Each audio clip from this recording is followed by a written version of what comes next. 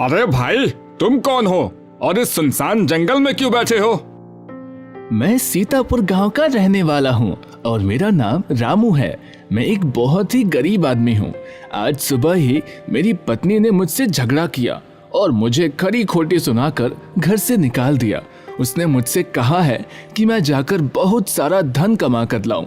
इसीलिए मैं किसी काम की तलाश में अपने घर से निकला हूँ और चलते चलते थक कर इस पेड़ के नीचे बैठ गया। रामू, मैं देवपुर का प्रसिद्ध ज्योतिषी हूँ, चंद्र नारायण। अगर तुम चाहो तो मैं तुम्हारी गरीबी को दूर करके तुम्हें राजा बना सकता हूँ। क्या सचमुच ऐसा हो सकता है? हाँ रामू, ऐसा हो सकता है, लेकिन राजा बनने के लिए तुम्हें थोड़ा कष्ट सहना पड़ेगा। कष्ट? कैसा कष्ट? रामू, मुझे तुम्हारे हाथों में राजयोग की रेखा बनानी पड़ेगी। लेकिन हाथ में ऐसी रेखा किस प्रकार बनाई जा सकती है? मुझे कटार से तुम्हारी हथेली पर एक रेखा खींचनी होगी। ऐसा करने से तुम्हें थोड़ा दर्द तो महसूस होगा, लेकिन उसके बाद तुम्हारी किस्मत बदल जाएगी और तुम्हारी किस्मत के बंद दरवाजे हमेशा के लिए खुल जाएंगे। ज्योतिषी की बात सुनकर रामू सोच में पड़ गया और फिर कुछ देर तक सोचने के बाद वह कहने लगा, मुझे आपकी बात मंजूर है ज्योतिषी जी। आप जल्दी से मेरी हथेली पर एक ऐसी रेखा खींच दीजिए। यह सुनकर ज्योतिषी ने अपनी कटार निकाली और रामू के हाथ में एक राजयोग की रेखा बना दी और फिर बोला, रामू, अब तुम यहाँ से जाओ। तुम्हारी किस्मत में राजयोग अब बन चुका है। जल्दी ही तुम किसी देश के राजा जरूर बनोगे। रामू ने ज्योतिषी को प्रणाम किया और वहां से चल दिया। उसके जाने के बाद ज्योतिषी भी देवपुर की ओर निकल गया। रामू खुशी से उछलता कूदता आगे बढ़ जा रहा था। राजा बनने की खुशी में वह काम धंधे की बात तो पूरी तरह से भूल ही चुका था। अब तो वह यह सोच रहा था, अब मैं राजा बन जाऊंगा तब अपने गांव वालों को दिखाऊंगा कि मैं निखट्टू नहीं हूँ। मुझे राजा बना हुआ देखकर मेरी पत्नी जानकी और बच्चे बहुत ही खुश हो जाएंगे। इस नगर में जाने से पहले क्यों ना मैं इस मंदिर में शीश झुकाता चलूं। यह सोचकर रामू नजदीक के ही एक मंदिर में चला गया। मंदिर में जाकर उसने भगवान की मूर्ति को प्रणाम किया और कहने लगा, हे प्रभु, मुझ दुखियारी की पुकार सुन लो और मुझे गरीब से राजा बना दो। रामू भगवान की मूर्ति के आगे खड़ा था कि तभी दो सैनिक वहां पर आए और उससे कहने लगे, तुम्हें हमारे महामंत्री जी ने बुलाया है। लेकिन क्यों? इस प्रश्न का उत्तर तो महामंत्री जी ही देंगे। वे तुम्हारी प्रतीक्षा कर रहे हैं। अच्छा, तो फिर चलो। रामू उन सैनिकों के साथ चल पड़ा। जैसे ही वह मंदिर के आंगन में पहुंचा तो महामंत्री ने आगे बढ़कर उसका स्वागत किया और कहने लगा, आइए हुजूर, आइए, हम आपका स्वागत करते हैं। यह महामंत्री मुझे इतना आदर क्यों दे रहा है? यह सब क्या माजरा है? मैं किसी चक्कर में तो नहीं फंसने वाला हूँ। रामू को सोच में पड़े हुए देखकर महामंत्री कहने लगा, हुजूर, आप अपने मन में किसी भी तरह की कोई शंका ना रखें। हम तो आपको एक बहुत ही ऊंचे ओहदे पर बैठाने वाले हैं। ऊंचा ओहदा? वह कौन सा? हाँ हुजूर, आज से आप दौलतपुर राज्य के नए राजा होंगे। यह सुनकर रामू हैरान रह गया और बोला, राजा और मैं? यह मैं क्या सुन रहा हूँ? कहीं मैं खुली आंखों से कोई सपना तो नहीं देख रहा? नहीं हुजूर, यह सपना नहीं बल्कि बिल्कुल सच है। आज सुबह की ही बात है। दौलतपुर राज्य में हमारे महाराज दौलत सिंह की मृत्यु हो चुकी है। उनकी कोई औलाद नहीं थी, इसीलिए इस राज्य के रिवाज के अनुसार राजा की मृत्यु के 2 दिन जो भी परदेसी सबसे पहले इस मंदिर में शीश झुकाता है वही राजा बनता है।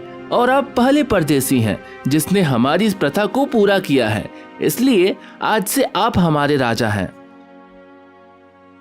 रामू मन ही मन में सोचने लगा, ज्योतिषी ने मेरे हाथ में जो रेखा बनाई थी उसने इतनी जल्दी अपना कमाल दिखा दिया। मैं तो सचमुच राजा बन गया। हुजूर, आप किस सोच में डूब गए? सोच विचार छोड़िए और हमारे साथ महल में चलिए। वहां पर आपका आज ही राज तिलक किया जाएगा। हाँ हाँ मंत्री जी, चलिए। फिर मंत्री आदर सहित रामू को राजमहल में ले जाता है। वहां पर रामू का राज तिलक किया गया। महामंत्री ने सभी को बताया, नगर वासियों, आज से राजा रामेश्वर सिंह हमारे नए राजा हैं।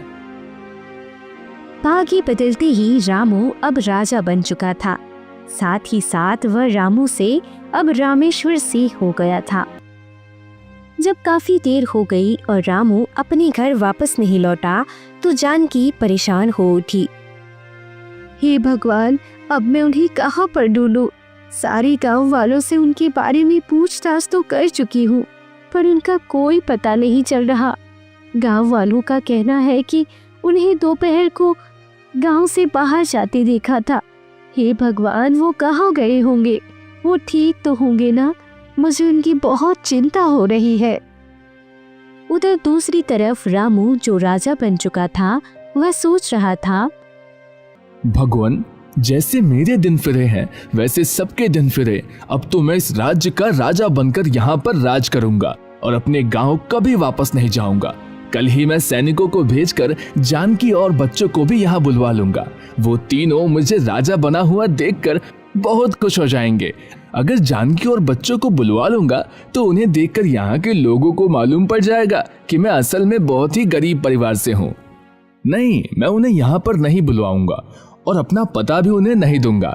जानकी ने मेरे ही घर से मुझे निकाल दिया था और मेरा कितना अपमान किया था। वह मेरी पत्नी बनने के लायक ही नहीं। अब मैं तो राजा बन गया हूँ। अब मैं किसी देश की राजकुमारी से विवाह करूंगा। यह सोचकर रामू ने अपनी आंखें मूंद ली और फिर चैन की नींद सो गया। दूसरे दिन उसने अपने महामंत्री को आदेश दिया, महामंत्री जी, हम देवपुर के ज्योतिषी चंद्र नारायण को यहाँ पर बुलवाना चाहते हैं। जो आज्ञा महाराज।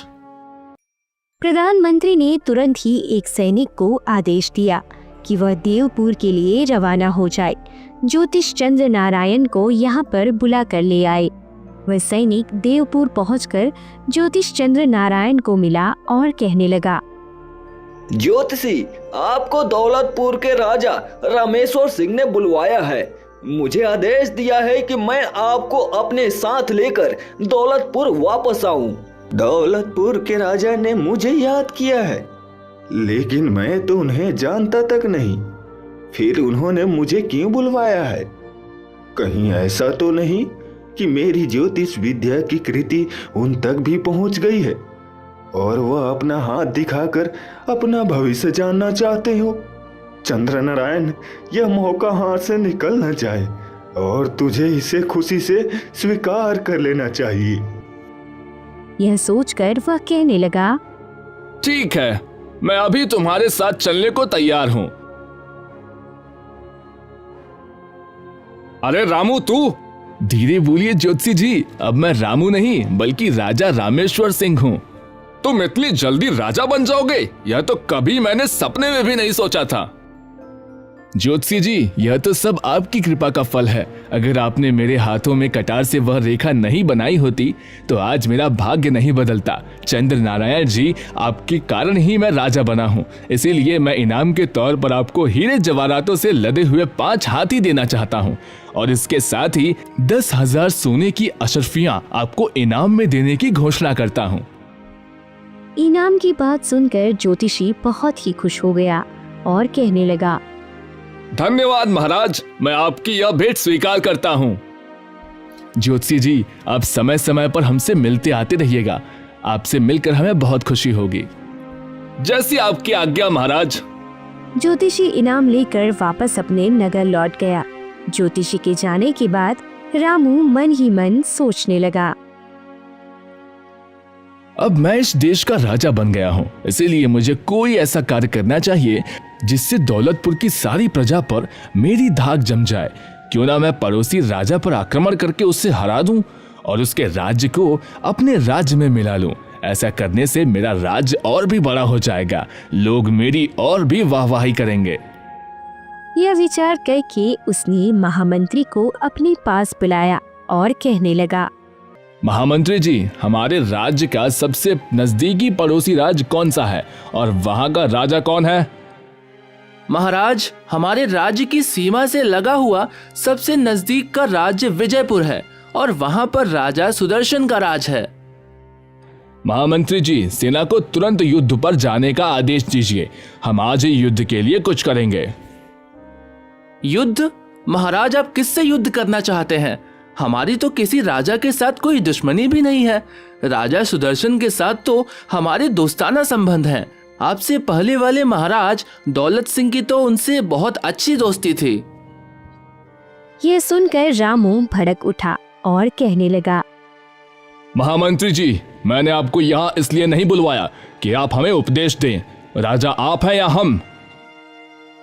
महाराज, राजा तो आप ही हैं और आप ही रहेंगे, लेकिन मेरी आपसे हाथ जोड़कर यह विनती है कि अभी आप राजनीति में नए हैं, इसलिए राजा सुदर्शन पर आक्रमण करने जैसे गलत निर्णय ना लेकर एक बार इस बारे में अच्छी तरह से सोच विचार कर लीजिए। मैं यह मानता हूँ कि विजयपुर राज्य हमारे राज्य से छोटा है और राजा सुदर्शन के पास सेना भी हमसे कम है।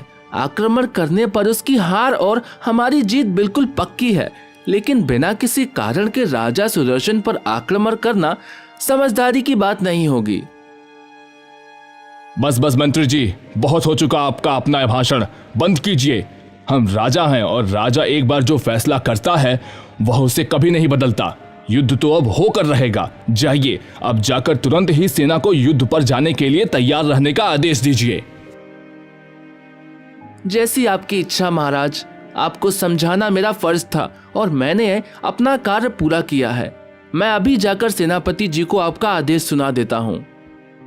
इतना कहकर महामंत्री वहां से चला गया। जब वह सेनापति के पास पहुंचा तो कहने लगा, सेनापति जी, हमारे राजा रामेश्वर सिंह आज ही विजयपुर राज्य पर आक्रमण करना चाहते हैं। आप जल्दी से जल्दी पूरी सेना को इकट्ठा कीजिए और युद्ध पर जाने के लिए तैयार हो जाइए। यह महाराज को क्या सूझा? मंत्री जी, आपने महाराज को इस आक्रमण के बारे में मना नहीं किया? सेनापति जी, मैंने महाराज को बहुत समझाया, पर वह तो अपनी जिद पर अड़े हैं, इसलिए अब युद्ध के अलावा और कोई दूसरा रास्ता नहीं है। तो ठीक है महामंत्री जी, आदेश का पालन करना हमारा कर्तव्य है। मैं जल्द ही सारे सैनिकों को इकट्ठा करता हूँ और उन्हें युद्ध पर जाने के लिए तैयार करता हूँ। फिर युद्ध पर जाने की सभी तैयारियां पूरी कर ली गई। उसी दिन दोपहर को राजा रामेश्वर अपनी सारी सेना को लेकर विजयपुर की ओर चल पड़ा। जब राजा सुदर्शन को इस बात की सूचना मिली तो वह सोचने लगा, दौलतपुर के नए राजा को यह क्या सूझी? क्या वहां के महामंत्री जी ने उन्हें यह नहीं बताया कि हमारा तो उनके राजा के साथ दोस्ताना संबंध है, परंतु जब संकट आ ही गया है तो युद्ध तो करना ही पड़ेगा। लेकिन हमारी छोटी सी सेना दौलतपुर की विशाल सेना का मुकाबला कैसे कर सकेगी? खैर, नतीजा तो जो भी हो, हमें तुरंत अपनी सेना को युद्ध के लिए तैयार करना चाहिए। जल्दी ही दौलतपुर और विजयपुर की सेनाएं आमने सामने थी। कुछ ही घंटों में विजयपुर की छोटी सी सेना युद्ध भूमि में हताहत हो चुकी थी। यह देखकर राजा सुदर्शन सोचने लगा, इससे पहले कि मेरी पूरी सेना खत्म हो जाए और दौलतपुर का नया राजा मुझे कैदी बना ले, मुझे उससे पहले ही यहाँ से भाग जाना चाहिए, वरना दौलतपुर का नया राजा मुझे कैद करके मौत के घाट उतार देगा। यह सोचकर राजा सुदर्शन ने अपना घोड़ा युद्ध भूमि से बाहर की ओर मोड़ लिया। जल्दी ही वह रणभूमि से काफी दूर पहुंच चुका था और सोचने लगा, अब मैं यहाँ से कहाँ जाऊं? राजमहल में महारानी और युवराज दोनों अकेले ही रह गए। मुझे यहाँ से अपने गुरु मतंग ऋषि के आश्रम में जाना चाहिए। शायद वह ही मुझे कोई रास्ता दिखाएं। वहां पहुंचने के बाद ही मैं महारानी और युवराज को उन्हीं के आश्रम में बुलवा लूंगा। राजा ने अपना घोड़ा उनके आश्रम की तरफ मोड़ दिया। थोड़ी ही देर में वह ऋषि के आश्रम में पहुंच गया और फिर ऋषि से कहने लगा, प्रणाम गुरुदेव। बेटा सुदर्शन, तुम यहाँ पर कैसे और तुम्हारी यह हालत कैसे हुई? गुरुदेव, दौलतपुर के नए राजा ने विजयपुर पर अचानक हमला कर दिया और अपनी सेना को हारते देखकर मैं आपकी शरण में आया हूँ। यह तो बहुत ही बुरा हुआ बेटा। गुरुदेव, मैं राजमहल में अपनी महारानी त्रिशला और युवराज को अकेला छोड़कर आया हूँ। कहीं ऐसा ना हो कि शत्रु उन दोनों को मौत के घाट उतार दे। नहीं बेटा, ऐसा नहीं होगा। मैं अभी अपने किसी शिष्य को विजयपुर महल की तरफ भेजता हूँ और आपके परिवार को यहाँ पर बिल्कुल ठीक ठाक बुलवा लूंगा। तुम बिल्कुल चिंता मत करो। उसी समय मतंग ऋषि ने अपने एक शिष्य को राजा सुदर्शन के घोड़े पर बिठाकर विजयपुर की तरफ रवाना कर दिया। उधर दूसरी तरफ रणभूमि में महामंत्री कहने लगा, महाराज, विजयपुर की सारी सेना अब हार चुकी है। अब आपका क्या आदेश है? महामंत्री जी, राजा सुदर्शन अभी हमारे कब्जे में नहीं आया, इसीलिए उन्हें पकड़ने के लिए जल्द से जल्द राजमहल पर हमला किया जाए। मारकाट मचाते हुए सैनिक उस कमरे में जा पहुंचे जहां पर महारानी त्रिशला और युवराज थे। उन दोनों को बंदी बना लिया गया। इन दोनों को गिरफ्तार करके काल कोठरी में डाल दिया जाए।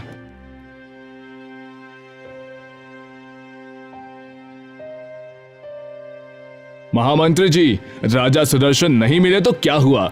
उनकी पत्नी और उनका बेटा तो हमारी कैद में है। जरूर एक ना एक दिन राजा भी हमारी कैद में आ जाएंगे। ये देखते हुए महामंत्री मन ही मन सोचने लगा, लगता है रामेश्वर सिंह को राजा बनाकर हमने ठीक नहीं किया। यह तो बहुत ही क्रूर है, जो औरतें और बच्चों को भी कैद खाने में रखता है। ठीक उसी समय मतंग ऋषि के शिष्य ने विजयपुर में प्रवेश किया और उसने वहां पर लोगों को बातें करते हुए सुना। राजा सुदर्शन तो कहीं भागकर छिप गए हैं, लेकिन राजा रामेश्वर ने महारानी त्रिशला और युवराज को कैद कर लिया है। उनकी बातें सुनकर शिष्य सोचने लगा, यह अच्छा नहीं हुआ। मैं तो यहाँ पर महारानी और युवराज को लेने आया था, परंतु उनको तो दुश्मनों ने कैद कर लिया। अब मेरा महल में जाना बिल्कुल बेकार है। मुझे यहीं से वापस लौट जाना चाहिए। यह सोचकर शिष्य वहीं से वापस लौट गया। आश्रम में पहुंचकर उसने यह खबर ऋषि और राजा दोनों को दे दी। तब राजा सुदर्शन रोते हुए कहने लगा, गुरुदेव, उसने हमारी रानी और हमारे प्यारे बेटे को कैद कर लिया है। यह उसने अच्छा नहीं किया। हमने किसी का क्या बिगाड़ा था जो हमारे साथ यह अन्याय हुआ। इतना कहकर राजा सुदर्शन फूट फूट कर रोने लगा। तब गुरुदेव ने उसे दिलासा दिया और कहा, बेटा, तुम धीरज रखो। पाप का घड़ा एक ना एक दिन भरता जरूर है। एक ना एक दिन राजा रामेश्वर सिंह को उसके पापों की सजा जरूर मिलेगी। गुरुदेव, हमारा तो सब कुछ लुट गया। अब हम कहां पर जाएंगे?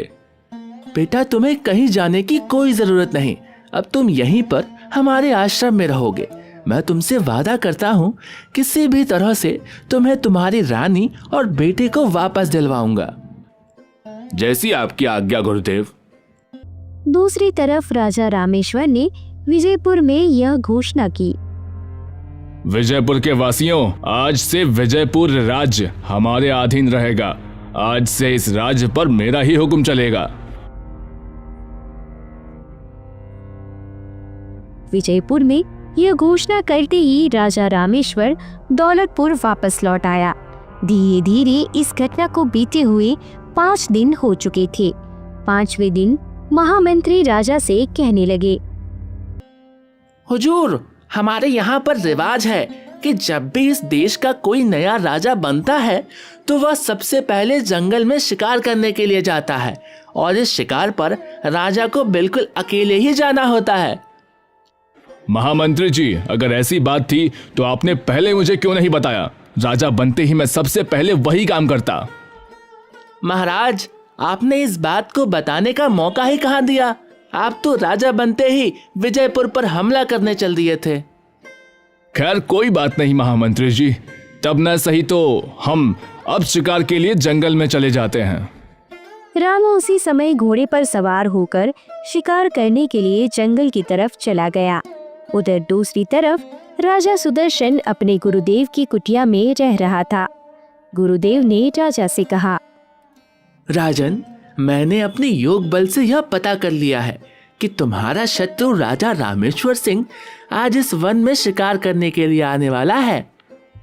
ये सुनकर राजा सुदर्शन चौंक पड़ा और बोला, अच्छा, अब तो मैं उसे जीवित नहीं छोड़ूंगा, मुझे उससे अपनी बर्बादी का बदला लेना है। राजन, तुम क्रोध में मत आओ। अगर तुम अपने हाथों से राजा रामेश्वर सिंह की हत्या करोगे तो अवश्य ही तुम्हें नर हत्या का पाप लगेगा। तुम राजा रामेश्वर सिंह से बदला अवश्य ले सकते हो, लेकिन इस तरह से लो कि सांप भी मर जाए और लाठी भी ना टूटे। ऋषिवर, मैं आपकी बात नहीं समझा।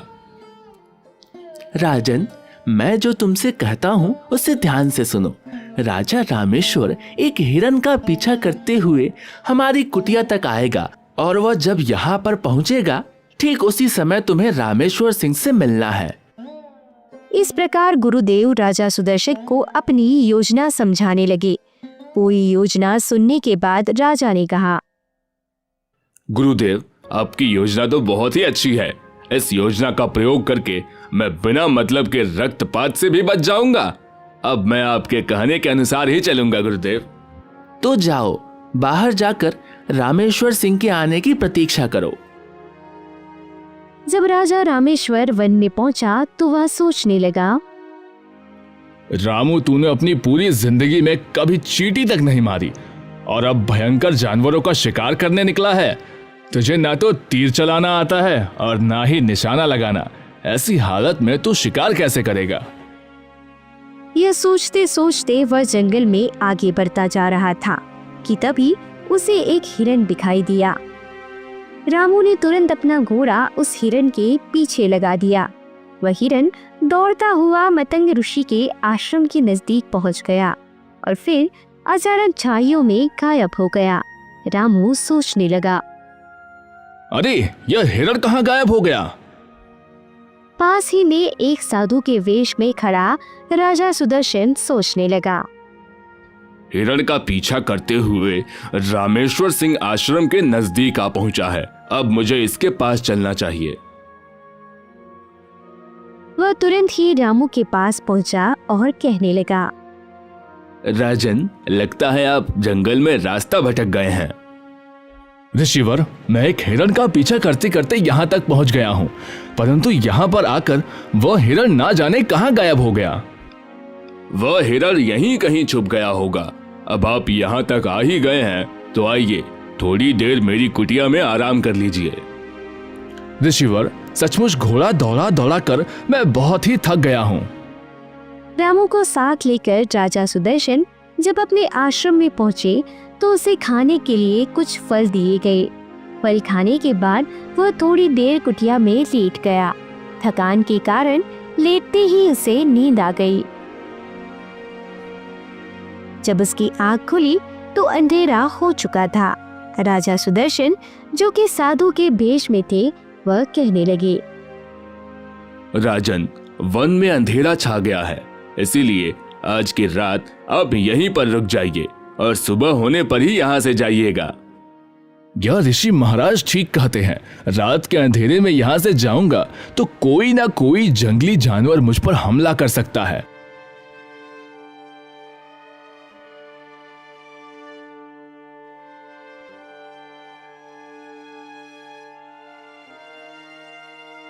सुबह जब आश्रम से चलने लगा तो साधु वेशधारी सुदर्शन कहने लगा, वत्स, मुझे लगता है कि आप कोई चक्रवर्ती राजा हैं।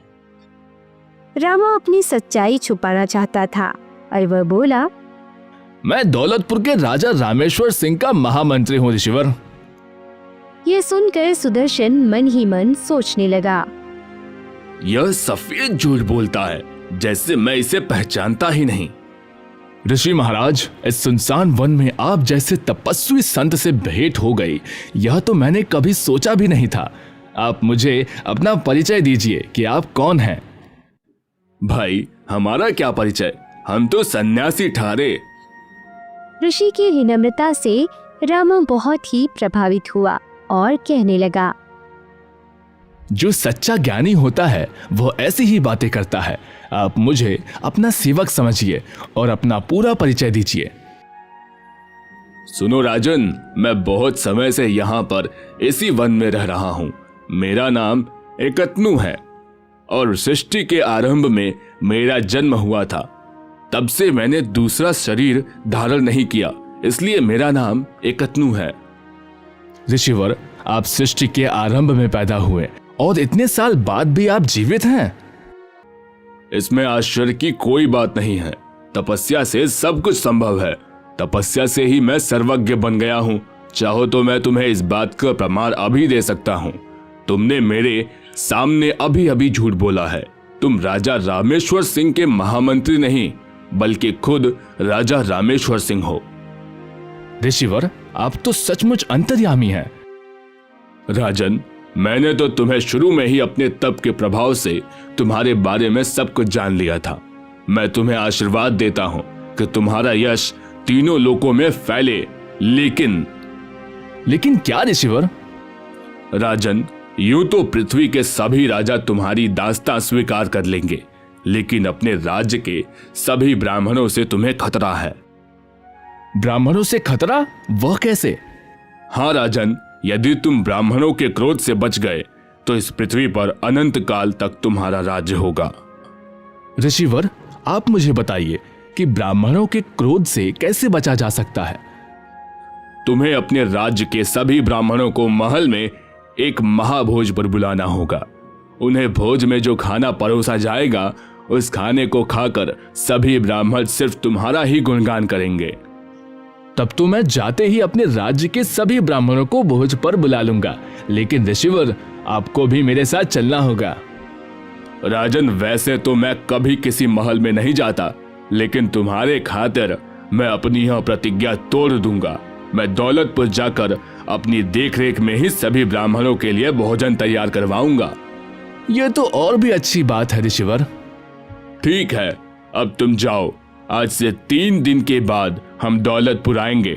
उस समय तक तुम सभी ब्राह्मणों को भोज बनाने का निमंत्रण भेजो। जैसा आपका आदेश ऋषिवर। रामा अपने घोड़े पर बैठकर दौलतपुर की तरफ रवाना हो गया और इधर राजा सुदर्शन मतंग ऋषि के पास पहुंचा और कहने लगा, गुरुदेव, आपने जैसा मुझे आदेश दिया था मैंने वैसा ही किया। अब मुझे आगे क्या करना है? सुदर्शन, मैं तुम्हें एक खास तरह की जड़ी बूटी का रस दूंगा। दौलतपुर जाकर तुम्हें सबसे पहले रामेश्वर सिंह के सीधे हाथ की हथेली पर उस रस को डालना है। ऐसा करने से क्या होगा गुरुदेव? राजन, रामेश्वर सिंह के हाथ पर एक ज्योतिषी ने राजयोग की नकली रेखा बना दी थी। तुम जैसे ही उस रस को उसकी हथेली पर डालोगे, उसके प्रभाव से वह रेखा उसी समय मिट जाएगी। ऐसा होते ही राज्य के सभी लोग रामेश्वर सिंह के खिलाफ हो जाएंगे और फिर भोज वाले दिन ब्राह्मणों के खाने के साथ क्या करना है यह तो मैंने तुम्हें बता ही दिया है। तुम्हें वहां जाकर ब्राह्मणों के भोजन को अशुद्ध कर देना है, जिसके कारण सभी ब्राह्मण क्रोधित हो जाएंगे और वह क्रोध में आकर रामेश्वर सिंह को श्राप दे देंगे। इसके बाद राज्य के सभी लोग रामेश्वर सिंह की जगह पर तुम्हें राजा बना देंगे। इस प्रकार तुम्हारा बदला भी पूरा हो जाएगा और तुम अपनी रानी और पुत्र को भी कारागार से निकलवा सकोगे और उनके साथ सुख का जीवन बिता सकोगे। ठीक है गुरुदेव, जैसा आपका आदेश। उधर दौलतपुर पहुंचकर रामू ने अपने महामंत्री से कहा, महामंत्री जी, अब हम इस राज्य के राजा हैं और एक राजा को यह तो पता होना चाहिए कि उसके खजाने में कितना धन पड़ा है। हम अभी के अभी खजाने का निरीक्षण करना चाहते हैं। महामंत्री तुरंत रामू को साथ लेकर खजाने में जा पहुंचा। इतनी दौलत देखकर रामू सोचने लगा, अरे इतनी दौलत तो मैंने कभी सपने में भी नहीं देखी। रामू जब खजाने का निरीक्षण कर रहा था कि तभी उसकी नजर वहां पर पड़े हुए कुछ खाली संदूकों पर पड़ी और वह महामंत्री से पूछने लगा। महामंत्री जी, यह संदूक खाली क्यों पड़े हैं? इनका धन कहाँ गया? महाराज, पिछले वर्ष राज्य में भयंकर सूखा पड़ा था। तब इन संदूकों की स्वर्ण मुद्राएं अकाल से पीड़ित जनता में बांट दी गई है। तब से यह संदूक खाली है। महामंत्री जी, सूखा तो पिछले साल पड़ा था। इस साल तो राज्य में खुशहाली नजर आ रही है, इसलिए राज्य के प्रत्येक आदमी से 50-50 स्वर्ण मुद्राएं कर के रूप में ली जाएं और इन खाली संदूकों को जल्दी से जल्दी भरा जाए। महाराज, यह आप क्या कह रहे हैं? अकाल की मार से अभी लोग पूरी तरह से उभर भी नहीं पाए। इतनी जल्दी उन पर इतना भारी कर लगाना ठीक नहीं है। महामंत्री जी, आप हमेशा हमारी बात को काटते हैं। जाइए और आज से ही हमारे आदेश का पालन कीजिए। फिर सैनिक उसी दिन से राज्य के लोगों से 50-50 स्वर्ण मुद्राएं कर के रूप में वसूलने लगे।